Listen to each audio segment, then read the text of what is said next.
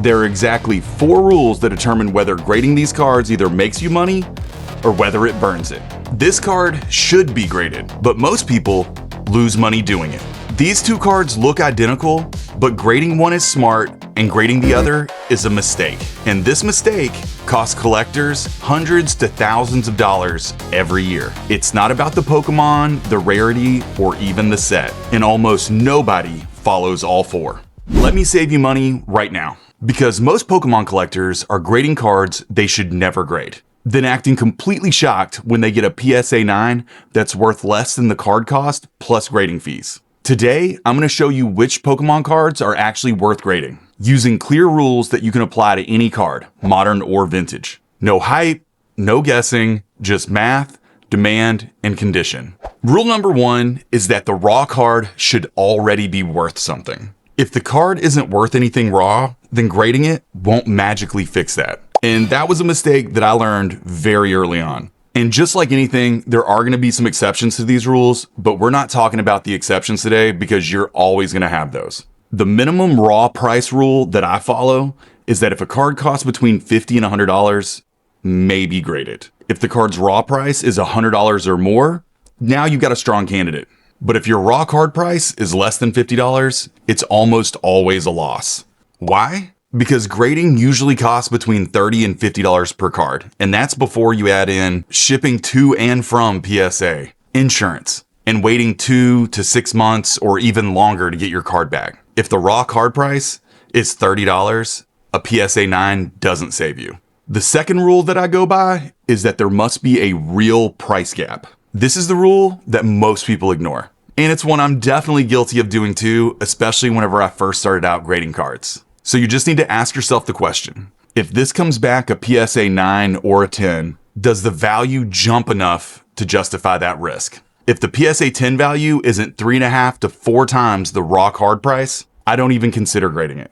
An easy example is the Seismitoad illustration rare from Black Bolt. Its raw cost is about $120 to $130, but its PSA 10 value is over $750. For this card, the PSA 10 value is 6x the raw card value. So that makes the decision whether or not to grade this card very easy. And here's another example. The Cynthia's Garchomp EX Special Illustration Rare from Destined Rivals. The cost for this card raw is $200. And the PSA 10 value for this card is just over $500, leaving the gap at 2.5 times the raw card price. Which that is a lot of upside if you do get the PSA 10. But look at the PSA 9 price. If the PSA 9 value doesn't get you back to at least break even, you might want to slow down and think twice about grading that card.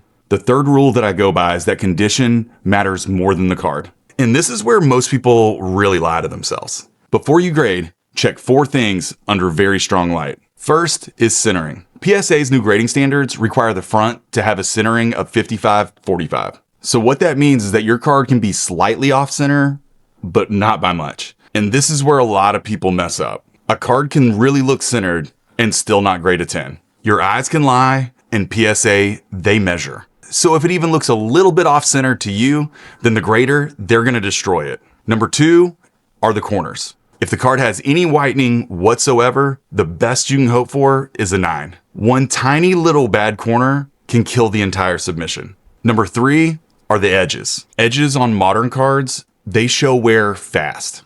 And finally, surface. And this one is the most overlooked by everyone who submits to PSA. Print lines, scratches, roller marks, smudges that you can't unsee once you know they're there. One tiny flaw can knock your card down an entire grade. The way that I try to look at it is that if I wouldn't bet $100 that this card is coming back a 10, then I don't grade it, which is kind of betting on betting. So maybe don't follow that one. And the fourth rule that I go by is grading makes sense for chases, not for filler. Grade cards that people are actively searching for, not cards that just happen to be rare. Strong candidates that fit this criteria are going to be special illustration rares, alternate arts, vintage hollows, and most of your iconic Pokemon like Charizard, Mewtwo, Pikachu, Rayquaza, Umbreon. Weak grading candidates, those are going to be any of your regular V cards, any EX double rare card, trainer gallery cards with low demand, and cards that people only pull once and then forget about. If nobody is chasing the card graded, then grading it is pointless. And here's a little bonus tip for you as well.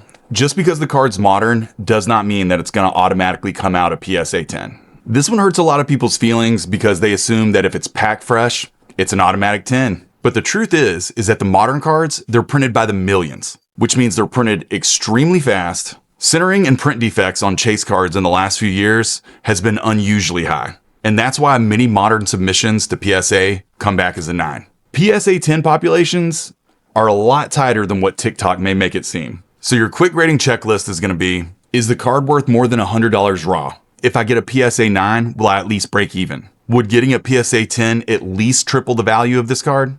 Or is this card actively what people want graded? If the answer is no to any one of those, then don't grade it.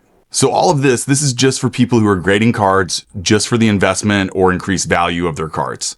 You can grade cards just because you like grading cards, because you want to protect cards that you love, or you just really like the Pokemon. I mean, I graded this Gyarados and it makes absolutely no financial sense, but I just like Gyarados. So the bottom line is that luck is not a business model. Grading is a multiplier, it's not a miracle. The right cards make grading profitable. The wrong cards turn grading into a donation to PSA's bottom line. Thank you guys so much. Drop a comment below with a card that you're thinking about submitting. And me, or someone in the comments probably, will end up telling you whether the value of that card makes it worth it.